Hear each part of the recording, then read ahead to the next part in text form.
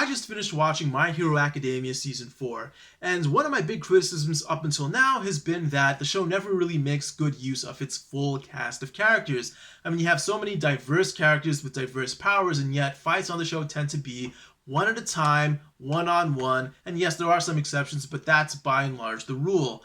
So this season, finally, they got into a situation where you have simultaneous fights going on, the characters sort of threading out, and the thread sort of interweaving, where you have the progress and the effects of one fight having consequences in other fights. So that was really cool. I'm glad they finally improved the plot in that aspect.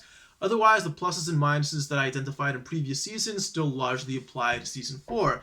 For example, I never really liked the power structure of the show at large. I think it's wildly inconsistent.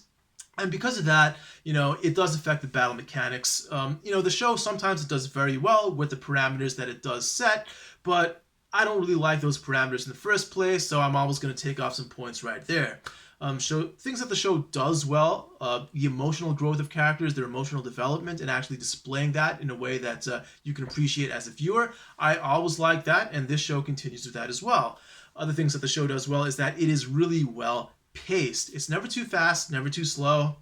Especially for a shonen anime, I think that's really remarkable. So that was really good in this season as well. Just some minor points here and there. When I saw the first ending sequence and saw that they were raising this little girl, I was a bit wary. Is this going to be another situation where this little girl's crying all the time and can't fight for herself, and you have some badass characters suddenly becoming emotional little wimps just to protect her?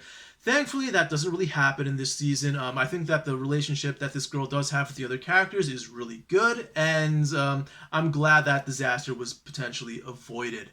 The other thing that I really liked about the season, it ended on a really high note. Ended with a great fight, ended with a great sort of preview of things to come. So I really do have high hopes for the next season. I would say double plus for this season. Good job, and looking forward to see what happens next.